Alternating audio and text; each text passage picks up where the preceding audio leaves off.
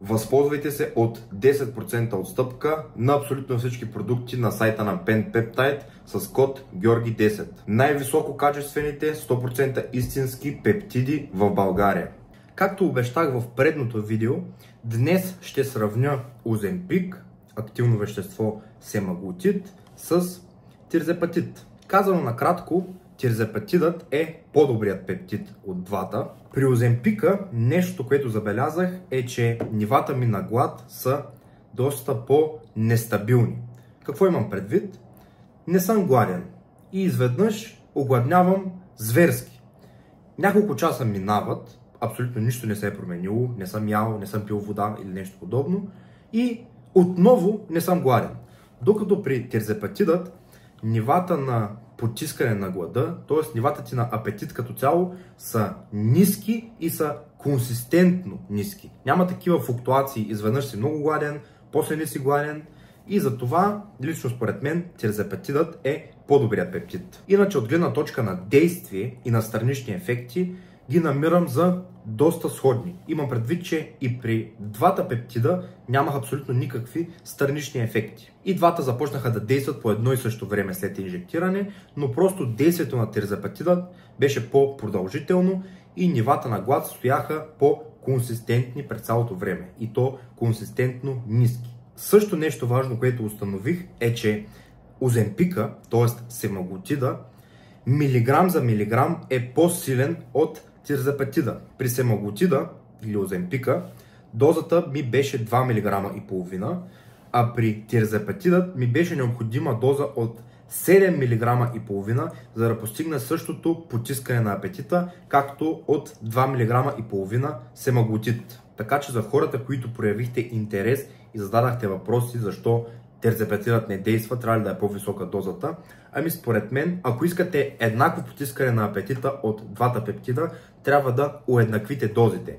А понеже семаглутида е милиграм за милиграм по-силен от тирзепатида, това означава, че от тирзепатид трябва да приемете по-висока доза, за да постигнете желания ефект. Но когато дозите са уеднаквени, тирзепатидът е по-добрия пептид. Още веднъж казвам, защото потискането на апетита е постоянно. Няма такива флуктуации в нивата на глад през деня. Тази седмица не успях да снимам в събота на 14-тия ден, но реално тогава беше време да се инжектирам отново, като този път си сложих ретатротид, сложих си 6 мг, защото тази писалка е 12 мг, т.е. сложих половината писалка, т.е. си сложих 30 единици подкожно в дясното бедро и 30 единици подкожно в лявото бедро. Това са 60 единици общо, защото тази писалка, още веднъж повтарям, е 12 мг, което означава, че общо има 120 единици. Половината писалка или 6 мг, това са 60 единици. 30 в дясното бедро подкожно и 30 в лявото бедро подкожно. Като от тогава минаха 2 дни, защото както казах малко закъснях с снимането на това видео, и вече мога да ви кажа от трите пептида кой е най-добрия, но ще го запазя за следващото видео. То мисля, че се подразбира. Даже някой го беше написал в коментарите, че ретатротида е game changer и наистина е така, но ще го запазя за следващото видео, защото все пак не е минала цяла седмица. Но от това, което видях до сега, мога да ви кажа, че ретатротида наистина е най-добрият пептид и разбирам защо струва повече от другите пептиди. Иначе планът си остава същия, 1430 калории средно на ден, като това са 2 дни на вода, след като се сложа инжекцията, и 5 дни на 2000 калории на ден. Тренировките си остават същите, 5 тренировки на седмица и когато съм на вода почивам, т.е. 2 дни един след друг. Кардиото се остава абсолютно същото. И това, че не приемам абсолютно никакви медикаменти по време на фастинга, за да може да си прочистя черния дроб, бъбреците, червата и така нататък. Като цяло организъм да си почине, това също си остава същото. Няколко думи за това как се чувствам, защото доста хора се оплакват при употребата на пептиди, че имат липса на енергия и така нататък. Аз лично се чувствам невероятно, защото моето тяло не беше устроено да тежи толкова много и се чувствах изключително зле. И също така се наспивам невероятно, защото не съм постоянно наяден и същевременно и не съм гладен заради пептидите. и съня ми е направо невероятен. Аз спрях кофеина, между другото, и абсолютно всички стимуланти. В момента не приемам абсолютно нищо, отгоре-долу месец, и съня ми е просто божествен. Аз никога не съм спал така през живота си. Но като цяло за кофеина ще направя цял отделен епизод, в който обяснявам защо го спрях и така нататък, но мога да кажа, че съм изключително доволен от тези пептиди и не съм изпитал абсолютно никакви странични ефекти. Единственото, което съм изпитал, е положителни ефекти и супер много се радвам, че подобни неща съществуват, защото това наистина е game changer. Без значение дали имате хранително разстройство, без значение дали просто сте хора с наднормално тегло, тези неща наистина работят. И това ви оказва човек, който... Аз в момента нямам хранително разстройство заради другите терапии, които правя, но това не означава, че нямам голям апетит. Аз просто от малък съм си бил голям ядяч и мога да унищожавам по 10 000 калории на ден без абсолютно никакъв проблем. Но това не е нормално. И смисъл, аз не искам да тежа толкова много, колкото тежах преди. Нали, затова се опитвам да се отърва от мускулната маса, която имах и когато бях между 100 и 110 кг. И съответно, сега ако стигна до 80-85, т.е. вече съм изпържил мускулната маса, защото съм свалил килограмите рязко и съответно след това ще мога да варирам между 80 и 90 кг, което беше и натуралното ми тегло, преди да започна да употребявам стероиди, а не да варирам между 95 и 110 кг, което със сигурност ще съкрати живота ми. А както казвам във всеки епизод вече, когато вървите срещу природата си, това нещо ще ви разболее, нали? Това е лично моето мнение. И още нещо, което смятам, че е важно да се отбележи, е, че не трябва да се сравнявате с хора, които стоят по-изчистени от вас целогодишно, да кажем, а вие сте малко по-мазни, защото и това до голяма степен се определя от вашите гени. Сигналните хормони, които са, нали, грелин за глада и лептин за ситостта, при различните хора са различни. И на някои хора им е много лесно да стоят изчистени целогодишно, защото просто няма толкова висок апетит. Докато хора като мен, които са големи ядячи, т.е. може да дадат големи количества храна и това не им е проблем, явно вашето тяло просто не е устроено да... То не е явно, а то е чисто логично, че вашето тяло не е устроено да бъде толкова изчистено и това също не е нещо, срещу което вие трябва да се борите, защото и това евентуално ще ви доведе до проблеми. Но комбинацията от голямо ядене плюс мускулната маса вече си е тотална рецепта за мазеляк. Така че нещо, което правя в момента е да изпържам мускулната маса, още веднъж казвам, а вече след това просто ще слушам тялото си и ще ям толкова колкото ми се яде. И знам, че след известен период от време просто ще започна да се поддържам теглото около 90 кг, да речем, на доста прилични около 3500, да речем, калории на ден, което е супер адекватно и е стабилно количество храна за който и да е човек. Естествено, ако не сте 200 кг, но това е подробност. Затова и като малък постоянно имах хормонални проблеми, защото моето тяло не беше устроено да бъде супер изчистено, но аз го правех на сила и постоянно се недохранвах с цел да бъда в калориен дефицит, или когато се достигнах целта от нисък процент подкожни мазнини, стоях на поддържащи калории в продължение на месеци, защото просто се харесвах по-изчистен и с времето това разболя тялото ми, падна ми тестостерона и така нататък. И това, което искам да кажа е, че ако усещате, че нещо не е окей на вашето тяло, колкото повече го форсирате, толкова по-зле ще става година след година. Така че не правете всичко на всяка цена. Това е нещо, което искам да кажа. Време е за тренировка. Плана за днес е да направим рамене и крака отново. Знам, че в един от предните епизоди беше нещо подобно, но просто така се случи. То даже не е нещо подобно, а си беше точно това. Но, както и да е, плана е да започнем с задно рамо и да завършим с средно рамо.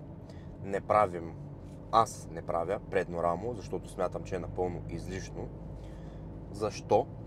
Защото по-голяма част от хората в залата имат преразвити предни рамене и изоставащи средни и задни рамене. И това е така, защото предното рамо участва при абсолютно всички бутащи движения за гърди. И нали, сами може да направите експеримент, като погледнете хората в залата. По принцип, нещото, което ти дава широчина в анфас, т.е. отпред, това е широчината на твоя латисимус, което е част от гърба, и твоите средни рамене. А нещо, което те прави прави рамото ти да изглежда красиво в профил, буквално като боулинг топка, закръглено, капт вид, както се казва на английски, това е задното рамо. И предното рамо, освен ако не си човек, който има някаква контузия, например разкъсване на гърда или нещо подобно, където не си можел да тренираш гърдите по оптимален начин и с времето си развил някакъв дисбаланс, или просто генетично нямаш изключително куцащо предно рамо, според мен няма смисъл да го правиш. А и другото, което е, че повечето упражнения за предно рамо, освен ако не са някакви рейзес или нещо подобно, натоварват страшно много кръста. И струва ли се да жертваш контузия за нещо, което така или иначе не е толкова важно, поне в моите очи, си реч предното рамо. Така, както и да е, започваме с... Всъщност забравих да кажа, че тази тренировка има крака също, т.е. рамене и крака, защото преди изпусках краката и затова по този начин го казах. Но започваме с задното рамо, защото му давам приоритет.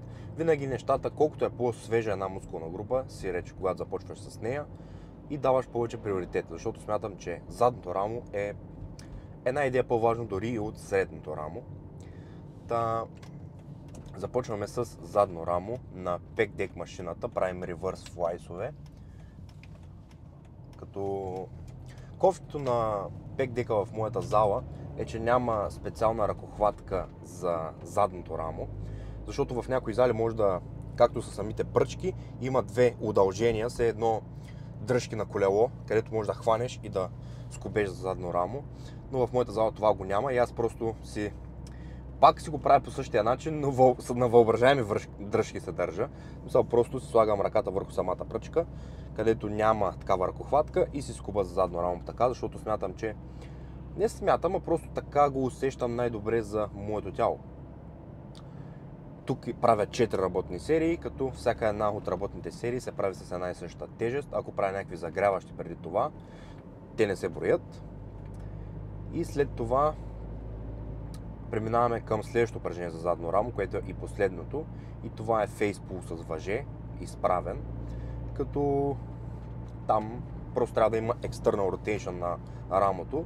И при тези упражнения правя нисък интензитет.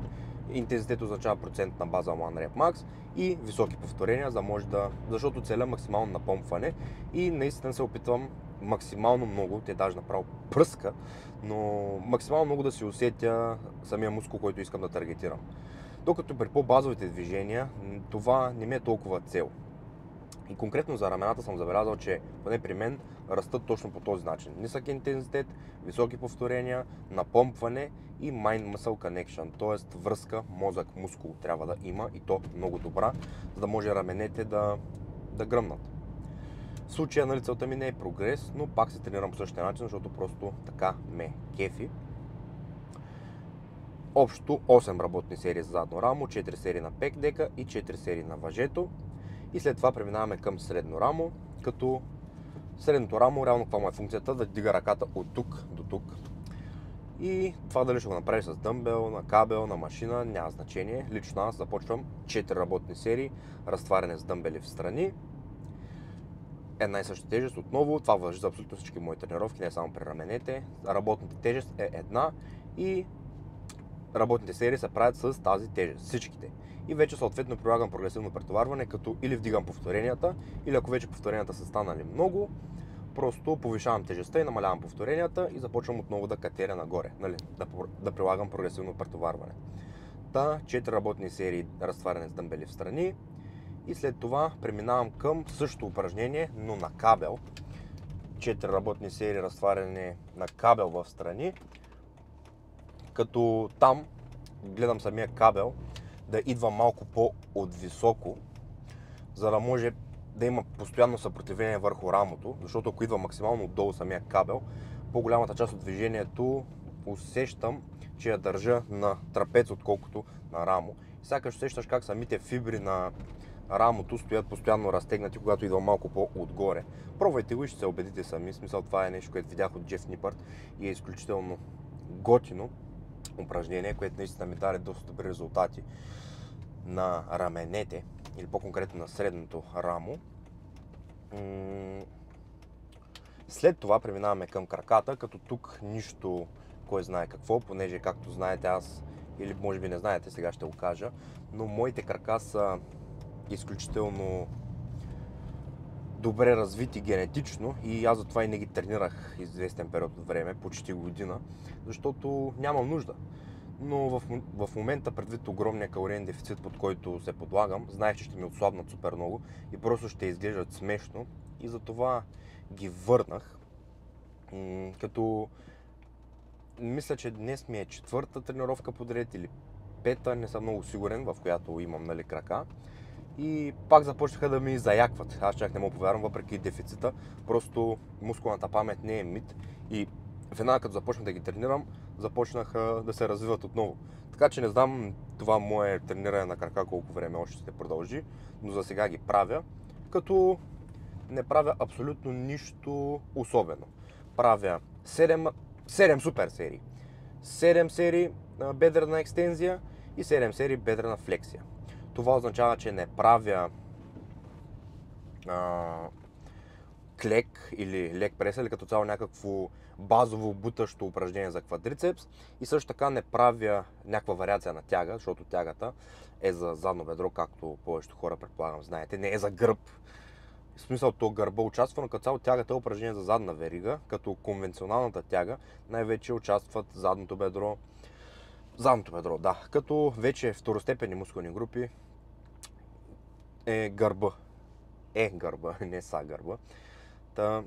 Както и да е, нямам такова движение, защото пак повтарям, не приоритизирам краката по какъвто и да е начин. Идеята ми беше просто да не отслабнат допълнително, но те взеха да заякват дори от това, което правя.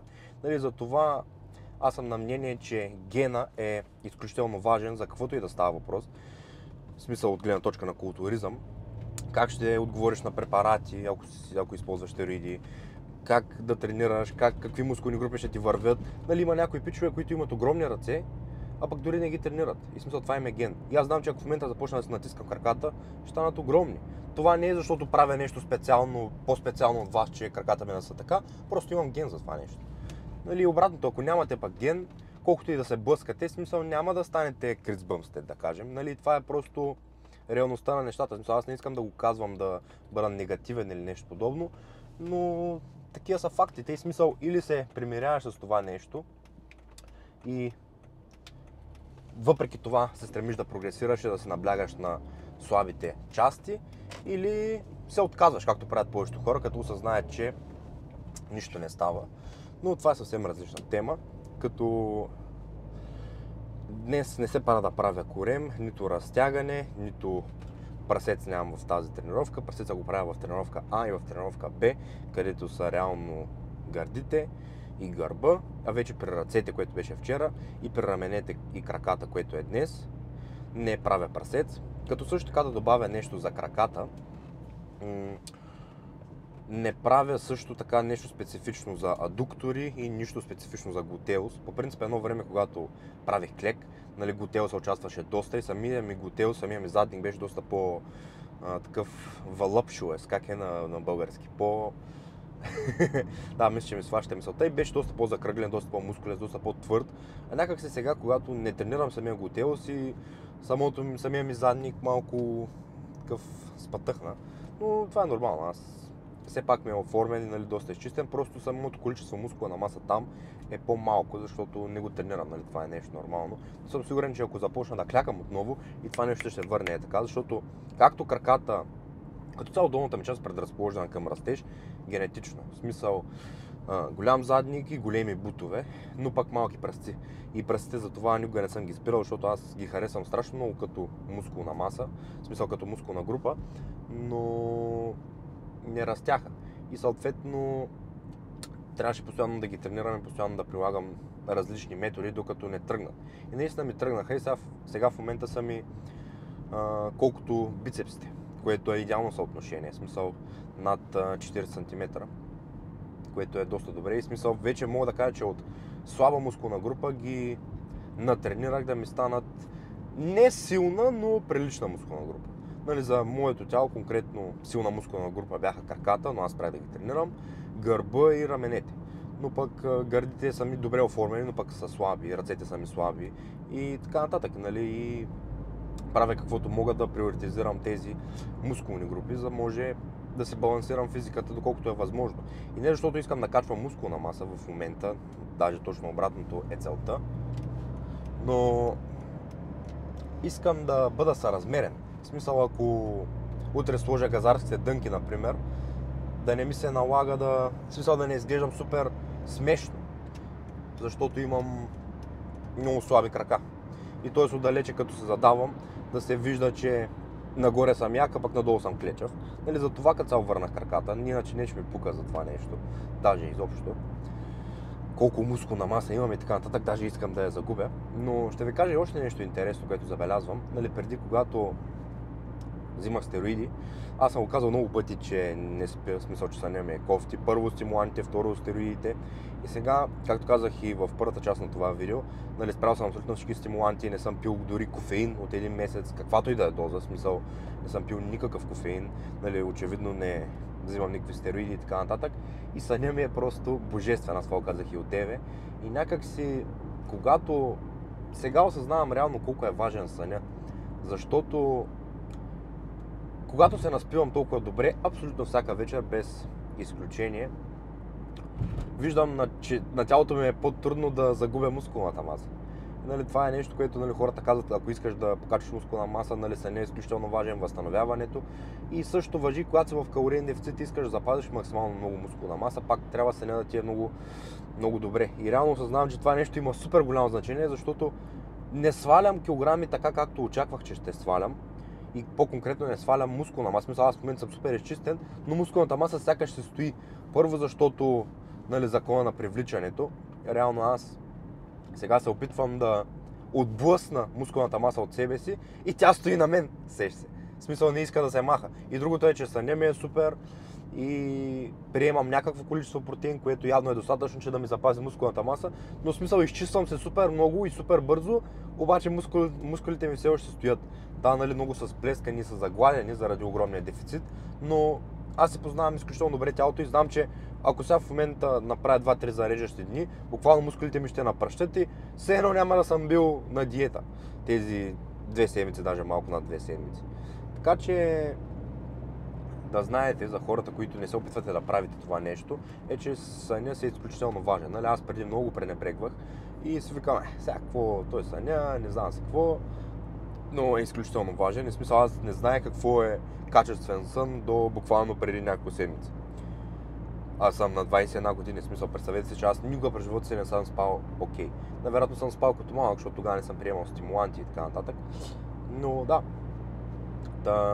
това беше план за тренировката, като след тренировка искам да поговоря за нещо, което е изключително важно, но ще го запазя за тогава. Така че да започваме.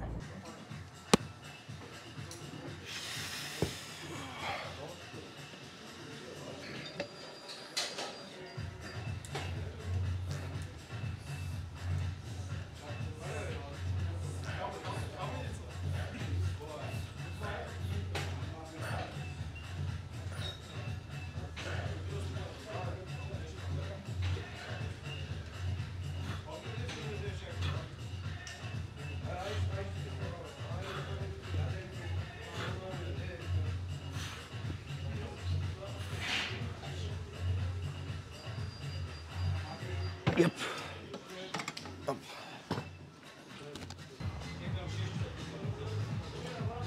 Няма, брат.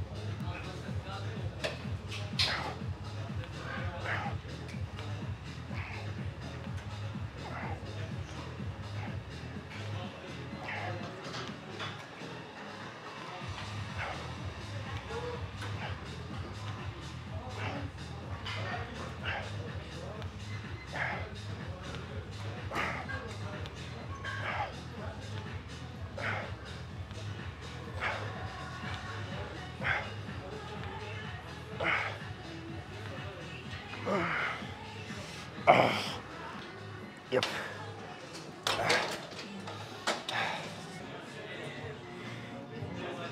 Yep. Любимото упражнение. Чакай да застана. Така хубаво се виждам. Motherfucker.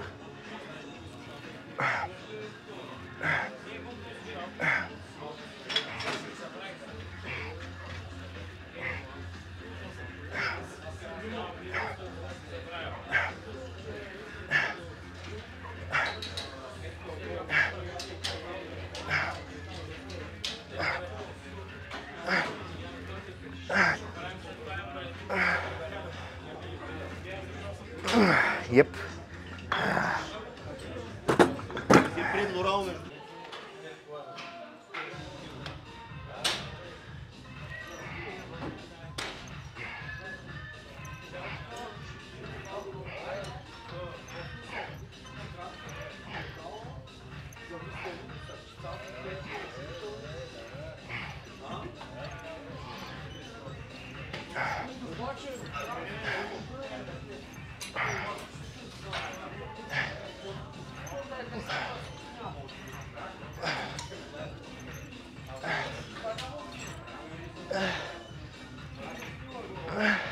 Yep.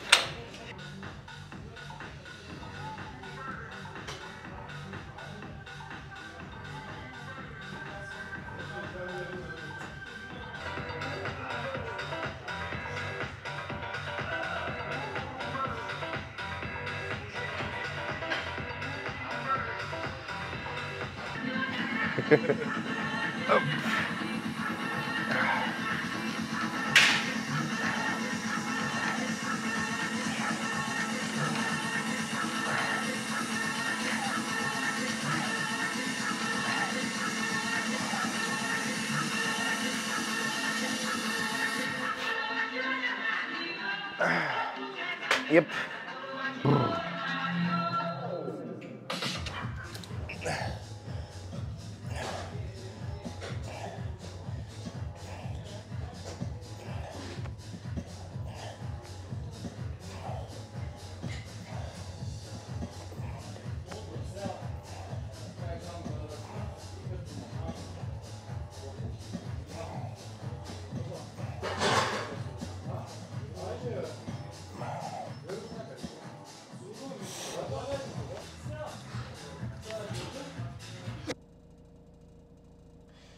Какъв хубав ден беше днес.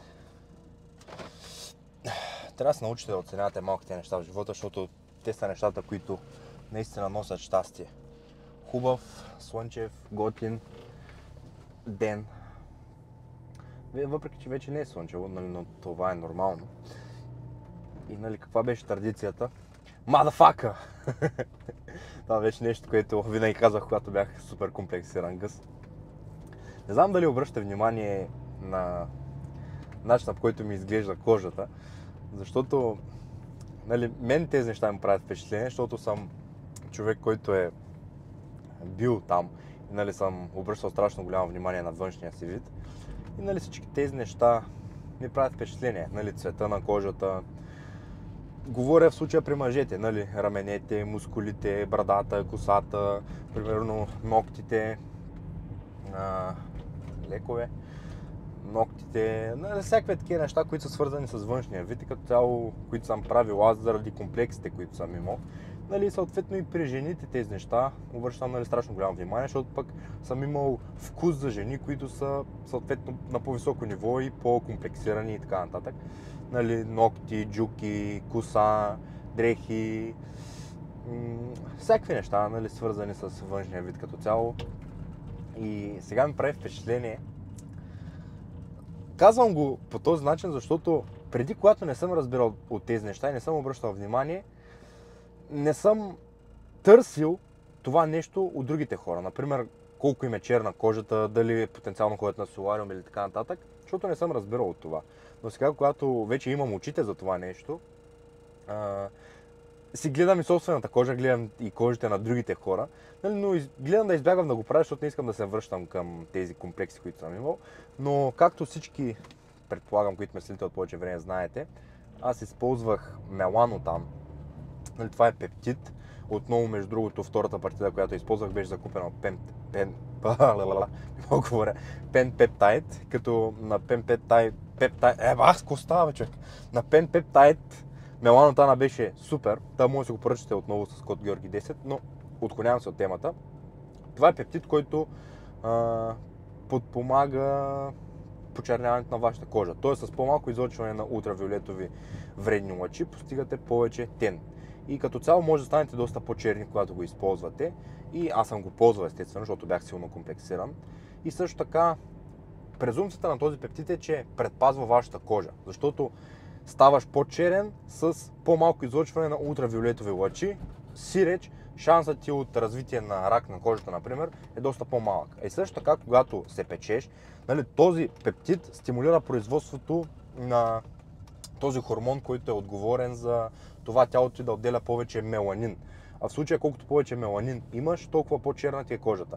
И реално черната кожа е един вид защита на твоето тяло срещу ултравиолетовите лъчи. Тоест, реално, когато ти целогодишно си супер бял, както прави майка ми, например, цяла година е супер бяла, нали, не се пече и отива лято на морето и стои цяла седмица на слънце. От сутрин до вечер, което е супер вредно, нали, защото твоята кожа не е свикнала на това нещо и това също е много голям проблем. Но това не означава, че пък да ходиш целогодишно на солариум, както правих аз, е много полезно, даже напротив, много е вредно. Но отклонявам се от темата. Предни години съм почернявал страшно много, без да използвам меланотан, но последните пъти вече използвах меланотан и то доста продължителен период от време. И мисля, че го ползвах около година, без да спирам, което е изключително много време и не го препоръчвам на който и да е. Но меланотан, аз това го казвах и във видеото, защото съм правил конкретно отделно видео по темата. Там как да се смеси, по какви дози да се взимат и така нататък, нали, според мен. И там бях казал, че меланотана може перманентно да промени основният ти цвят на кожата. Тоест перманентно ти да станеш малко по-черен, отколкото си бил натурално. Нали, но това е при положение, че си го ползвал достатъчно дълъг период от време и наистина се става доста черен на него. Аз миналото лято по едно време, когато го злоупотребявах много и се пекох супер много на солариум, бях станал буквално чисто черен. Вие предполагам си спомняте на тъмни елите, аз направо не можех да се позная. И реално след това съм си поддържал някакъв приличен тен, супер дълъг период от време. И сега, въпреки че не съм се пекал и не съм използвал меланотан, както спрях стероидите, даже меланотан го спрях малко преди това, защото ми беше свършил, а пък другите писалки ги разпродадах за някакви къси пари на някои клиенти, за да може да се спестят някой лев и да им помогна за хората, които им трябва това нещо. Но както да отклонявам се от темата, не съм се пекал, мисля, че вече 2 месеца, даже може би повече, не съм слагал и меланотан или каквото и да е друго, за да се опитвам да се подобрявам тена по какъвто и да е начин.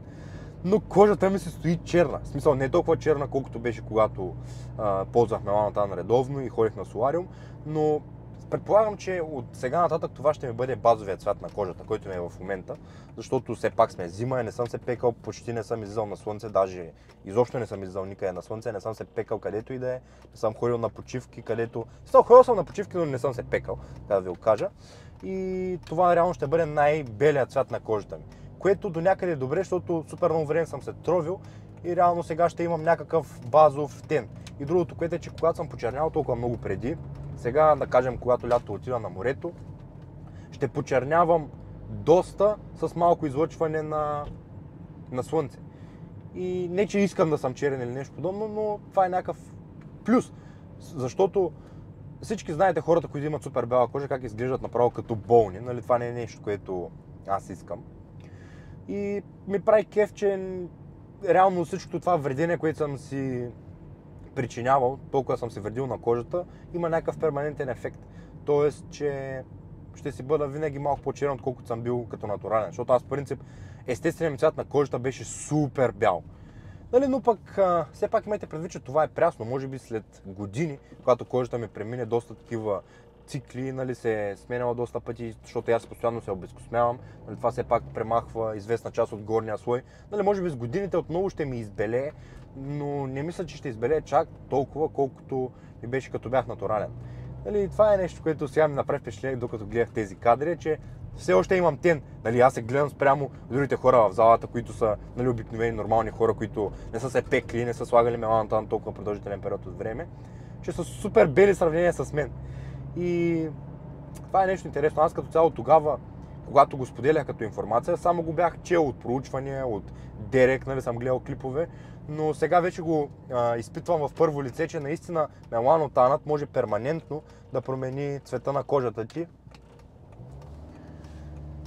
Направо тръгвам. На втора тръгнах. Оп! Човек, стой, молят. Окей. Мисля, че се виждам. Следващото нещо, за което искам да поговоря, което казах, че не беше това нещо, което казах, че ще е важно и така нататък. Важното нещо, което искам да кажа, защото доста хора ме питат окей ли е аз да копирам твоя протокол за отслабване, имам преди от гледна точка на пептиди, калории, кардио, тренировки. Веднага ви казвам, че ако целта ви е нормална... Чакайте да се оправя. Фокусирай ми на лицето.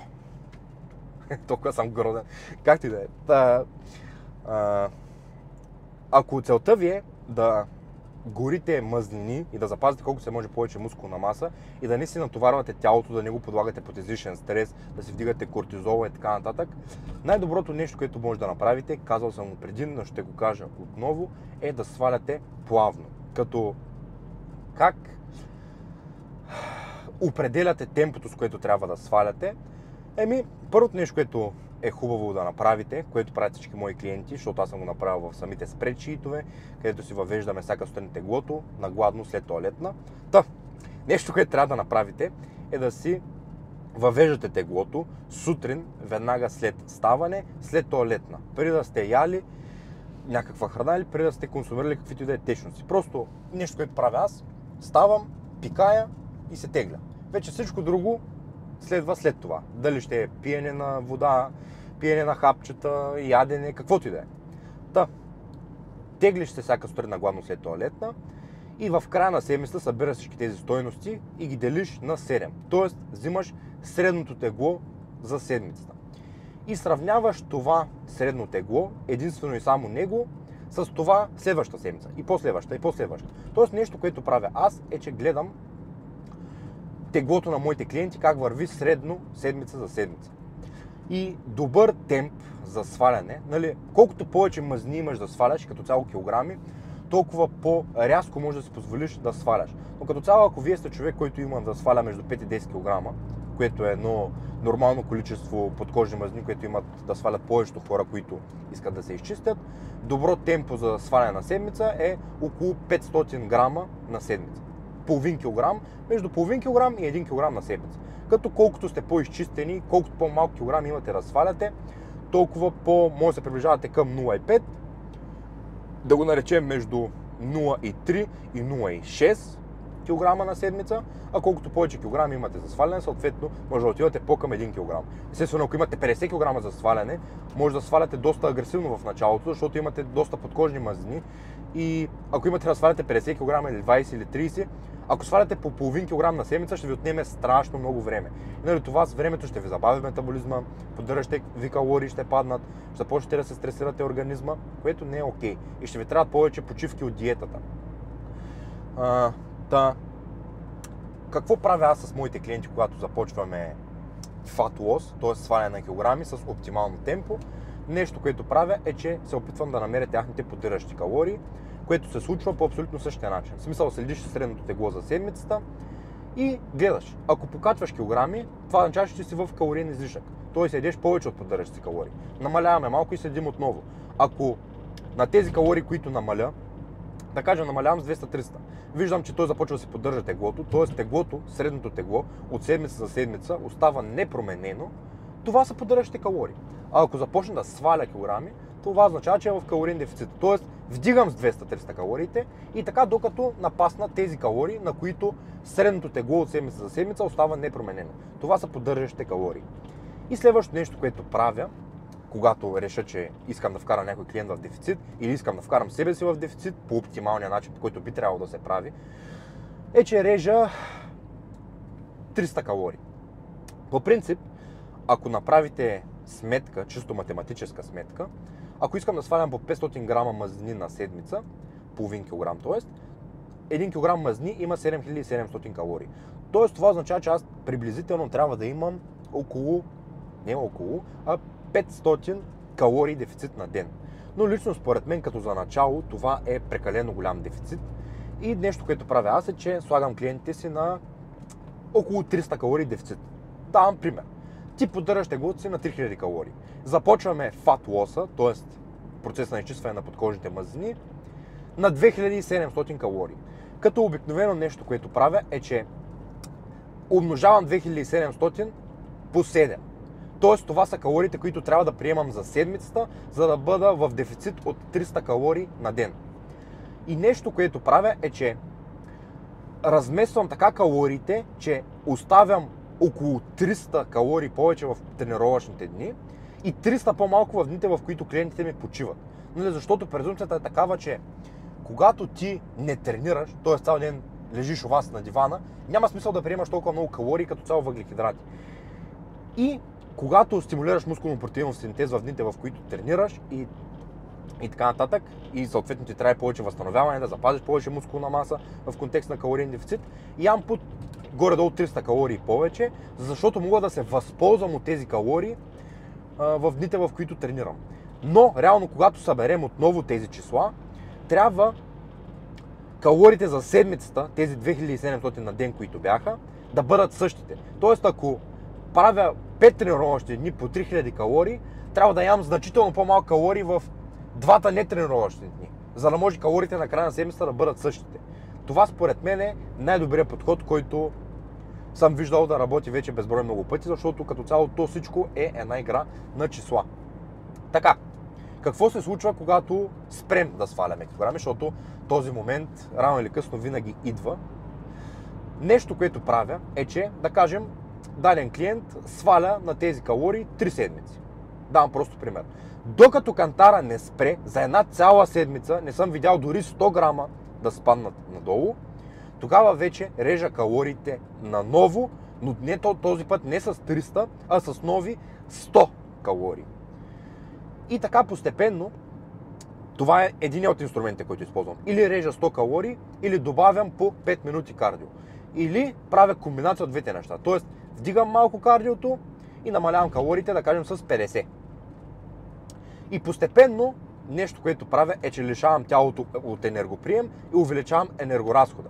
Презумпцията е такава, че когато вие сваляте килограми, с времето и вашите поддържащи калории слизат надолу. Тоест, вашето тяло започва да се адаптира, вашия метаболизъм се забавя, което е нещо нормално, защото тялото ви се опитва да ви предотврати от това да отслабнете супер много и да умрете. И съответно нещо, което трябва да направиш, е да правиш точно тези малки стъпки постепенно, а не да отрежеш калориите супер рязко в началото, тялото ти да се адаптира на тези супер ниски калории, защото това е работата на тялото и на метаболизма. Това не означава, че е щупен или нещо подобно. Просто това е от еволюционна гледна точка, тялото ти е устроено по този начин, за да може ти да не умреш.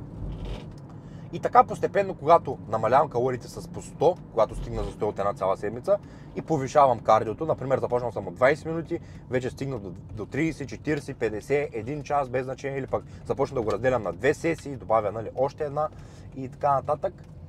С времето стигаш до ниски калории, до сравнително високи интервали от нискоинтензивно кардио, но ти се изчистваш постепенно и заобикаляш това забавяне на метаболизма. В смисъл, метаболизмът ти неимоверно се забавя, но ти слизаш с калориите в процеса на забавянето на метаболизма ти. И същевременно си увеличаваш енергоразхода, като повишаваш кардиото. И така, с времето, в зависимост от това колко килограма имаш да сваляш, да кажем, ако имаш да сваляш 10 кг, може да отнеме между 10 и 20 седмици.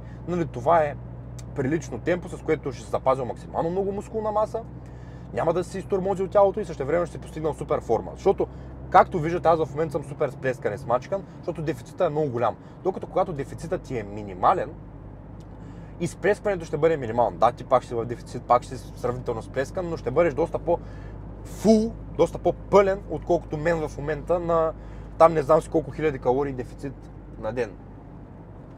Чакайте, дигна светлината. Окей. Надявам се да е станало ясно, защото това е нещо, което масово хората грешат. В смисъл, той си казва, окей, сега малото е на 2000 калории, това означава, че и аз в момента поддържам на 4000, от утре пляс, свалям ги на 2000, първите 2-3 седмици свалям с скоростта на светлината и изведнъж, бам, удрям стена, а пък същевременно съм умрял от глад. И какво става? Ти не можеш да намалиш повече калориите, защото вече започваш да читваш, защото си умрял от глад, пък същевременно и не сваляш килограми на тези калории. И тогава ти се хващаш в един капан, в който всички сме изпадали. Аз като по-малък съм правил същата грешка. И нещо, което трябва да направиш тогава, е, че просто трябва да си ревърсиш метаболизма. Тоест да започнеш да си покачваш калориите плавно, докато не стигнеш отново до, да кажем, 3500-4000 калории поддържащи, зависимост от това колко тежиш. И след това отново да започнеш да правиш диета, но този път да правиш нещата адекватно. И същевременно, мисля, че стана ясно, да, нямам нужда да се повтарям. От гледна точка на Diet Breaks, дали е добра идея, според мен да, но Diet Break не е това, което повечето хора си мислят. Нали, като чуят Diet Break, хората си казват, окей, ще ям каквото си искам, което няма нищо общо, защото когато метаболизмът ти е потиснат, т.е. поддържащи калории вече сравнително ниски и започне да вкарваш 2 пъти повече калории, защото правиш Diet Break, а бактериално ядеш каквото си искаш и се тъпчеш като прасе, качваш мазнини с скоростта на светлината, защото метаболизмът ти е забавен. И след това, когато започнеш да сваляш отново след този Diet Break, твоите поддържащи калории не е минало достатъчно време, че да се възстановят. Тоест, поддържащи калории отново са супер малко, а ти скачуваш супер много мазнини, защото метаболизмът ти е бил потиснат, а си ял супер много. Тоест, Diet Break, как трябва да се направи според мен, да кажем, ти имаш доста килограми за сваляне, 20 плюс. И диетата ти трябва да бъде изключително продължителен период от време, ако правиш правилно нещата. Горе-долу по средата или когато започнеш да чувстваш негативите на дефицита, можеш да направиш 1 до 2 седмици на поддържащи калории. И дори да бъдеш една идея над поддържащите калории, дори да върнеш 1-2 кг, не е толкова голям проблем, но презумпцията е такава, че даваш почивка на тялото си и даваш почивка малко на психиката си. И след това, след тези 1-2 седмици, които си направил буквално пауза, защото ти не си постигнал никаква загуба на мазнини, дава си малко почивка, заредил си тялото, заредил се психически и вече си готов с нови сили отново да натиснеш калориен дефицит и т.е. да го направиш на 2 фази.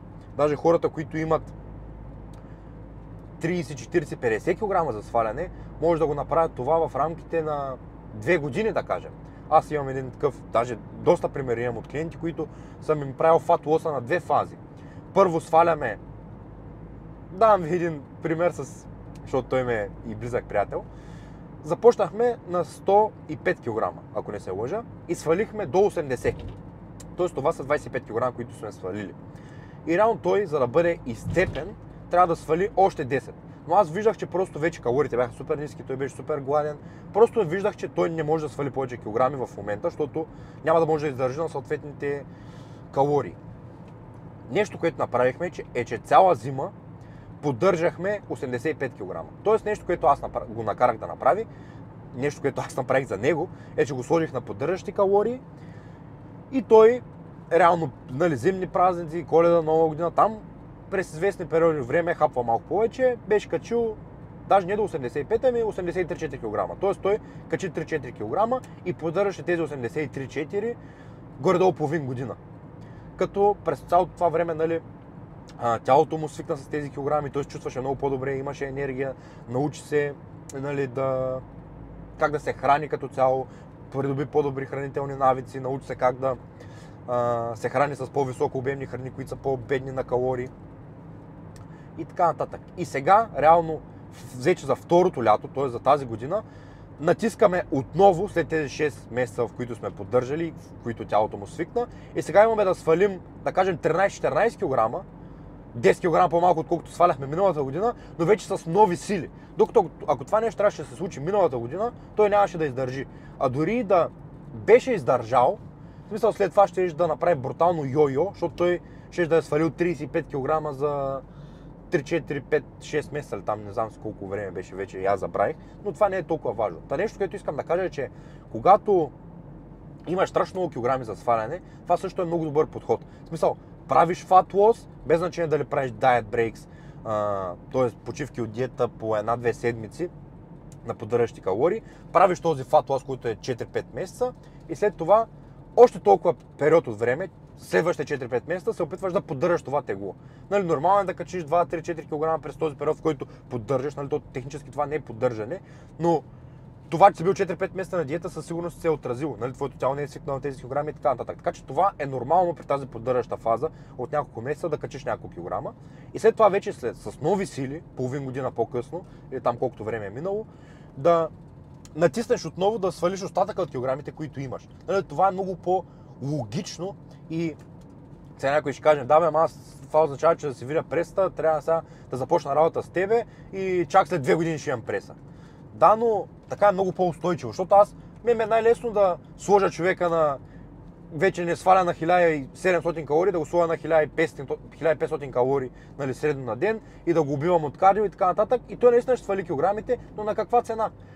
То даже на мен така ми е много по-лесно, защото няма да се налага да се занимавам 10 пъти да променям протоколи и така нататък, но мен това ми прави кеф, защото това първо ми е работа и второ ми прави кеф. Нали? Това е нещо, защото аз обичам да помагам на хората. Но отклонявам се от темата. По принцип така е много по-умно да се направи, защото човека ще остане доволен, ще научи навици, ще придобие навици, които ще му останат за цял живот. И смисъл, когато имаш знанията да правиш тези неща, това си остава за винаги с теб и това е безценно. В смисъл, нещо, което носиш ето тук горе, първо никой не може да ти го вземе и второ, ти го носиш със себе си, където и да си.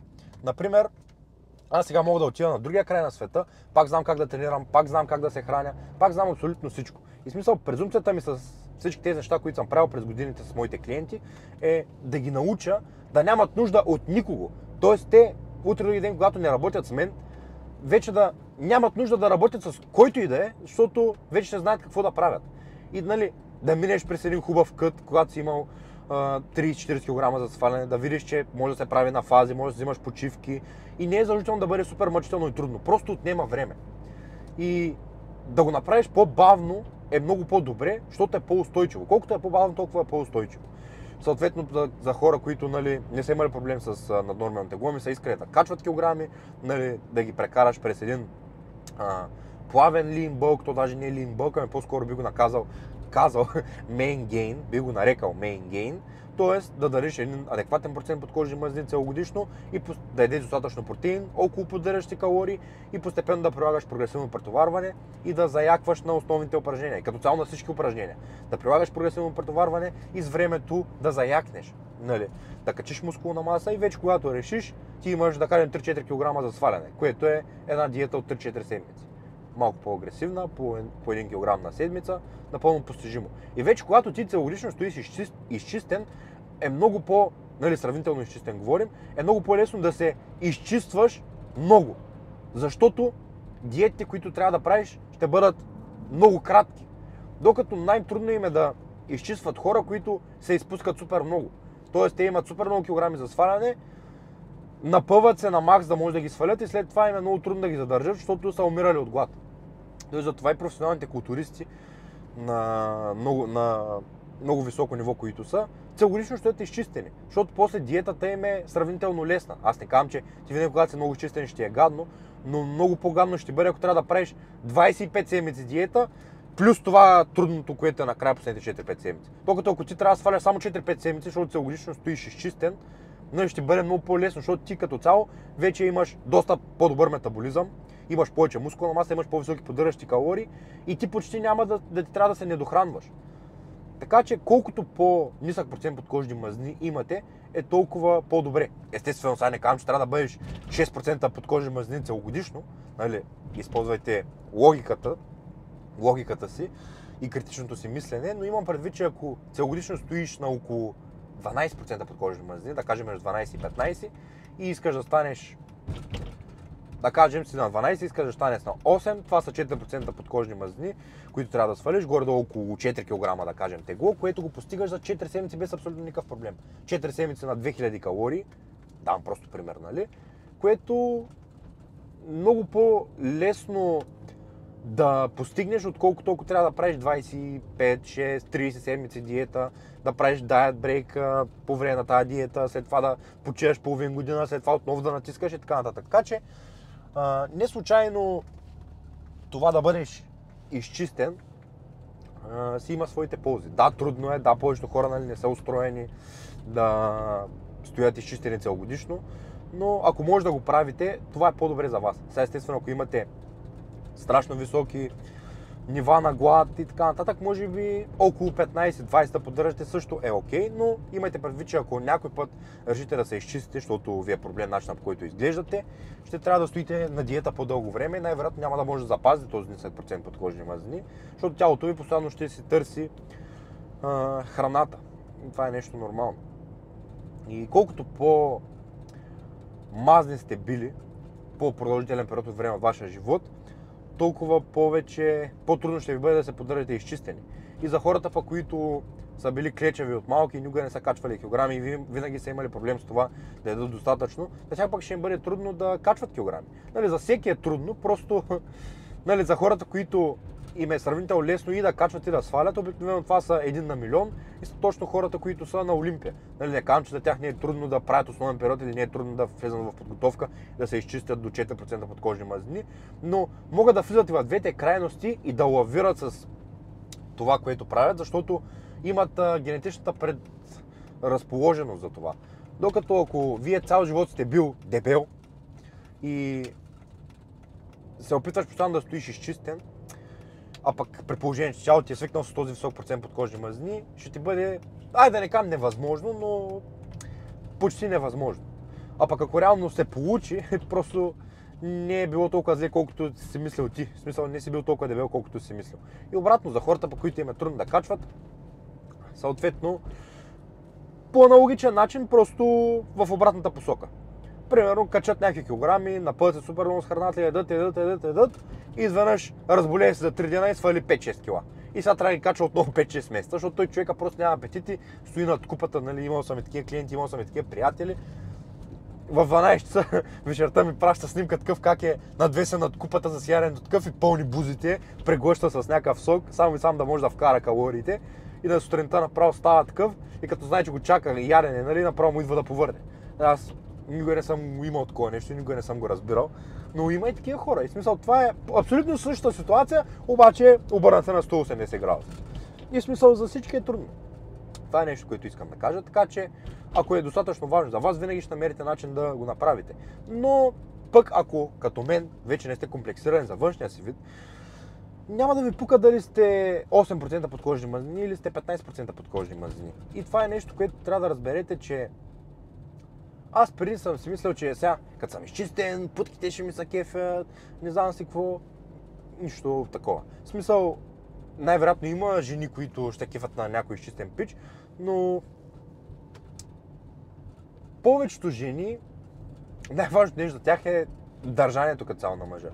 И сега не искам да изпадам в такива теми, но не си мислете, че ако сега сте дебели и се изчистите, изведнъж всички жени ще станат ваши. Това е, аз съм си го мислил, няма да стане. Другото, което е, нали, аз съм смислил преди, сега ще взема стероиди, ще стана с големи мускули и жените ще ми закефят супер много, нищо подобно. Но повечето хора, които се кефят, са мъже. Нали, идват такива до тебе, брат, какво тренираш, брат, какво едеш, брат, каква ти е програмата, брат, какво злобиш. Идва такъв, примерно ти си на басейна, постиваш си кърпата и той такъв постива си кърпата неговата до теб такъв и е някакъв кордисва се до тебе, братленци, ти кажи какво зобиш сега, само педали. В смисъл, това е нещо, което можеш да получиш, когато взимаш стероиди. Като цяло винаги само получаваш комплименти от мъже. Ако получиш комплимент от жена, най-вероятно е състезателка. Или някаква, която, нали, с това не е сел да обида състезателките, но при аз не бих се фанал такава приятелка, защото, нали, както аз съм имал комплекс за външния си вид и то брутални, нали, предполагам, че и то не предполагам, аз съм си говорил и съм общувал с състезателки, даже съм ебал и състезателки. И мога да ви кажа, че даже те са били по-силно комплексирани от мен. Нали, но това е нормално, защото като цяло жените са доста по-обвързани с външния си вид, са доста по-пипкави на тази тема и като цяло е много по-трудно да се отърват от тези комплекси, отколкото примерно на мъжете, но аз като за мъж съм бил изключително много комплексиран, защото повечето мъже не мисля, че познавам някой друг толкова комплексиран да е бил колкото съм бил аз, нали. Но при жените това нещо е още по-трудно и ако някоя жена ви съди за това, че не сте достатъчно изчистени или пък нямате достатъчно количество мускулна маса и така нататък, според мен просто не трябва да излизате с нея и това е. Нали, но това си е лично начинът, по който аз разсъждавам върху ситуацията и съответно това също може да се каже за жените, ако някой мъж не ви харесва, защото сте малко по-пълничка или каквото и да е нещо, което е свързано с външния вид, лично според мен не трябва да излизате с този мъж, защото и той не е стока. Както може да има жени, които не са стока, нали, това се подразбира, така може да има и мъже, то всички сме хора. Смисъл, аз не мога да, като по-малък, нали, когато не бях имал толкова взаимоотношения с жени и с мъже, като цяло имам предвид да съм имал толкова контакти.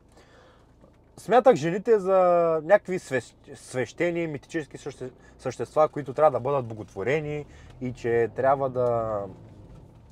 И като цяло са някакви супер специални хора, пък това не е така. Всички сме хора и всички сме еднакви, нали, мъже, жени, все тая. И както има бокуци мъже, така има и бокуци жени. Както има свясни мъже, така има и свясни жени. И нали, просто в случая аз не искам да се заобграждам с комплексирани хора и не искам аз да имам комплекси. Това означава, че не мога да позволя на себе си да излизам с такава жена, защото тя ще ме комплексира и така нататък. И другото, къде че аз пък не трябва да давам на старите си навици да надделяват. На човешкото в мен отпреди да надделява. И нали, да кажа на някакво момиче, примерно, аз не бих излезнал с тебе, защото си дебела или нещо подобно. В смисъл аз, защото все пак това не означава, че трябва да харесваш всеки, нали, естествено това не е задължително, но просто ако съм бил аз преди, ще го кажа. Тоест бих и дал причина, ако тя ме попита, нали, защо не искам да излизам с нея, а в случая просто ще се замълча, нали, защото не искам да комплексирам съответния човек, защото това може да му остане травма за винаги. И особено при жените, това е доста често срещано. Аз само повярвам, че говоря 35 минути, аз съм говорил чак толкова, бе, човек. Та, благодаря ви, че гледахте това видео. Цялата информация за връзка с мен е долу в описанието на това видео и виждаме се в следващото видео.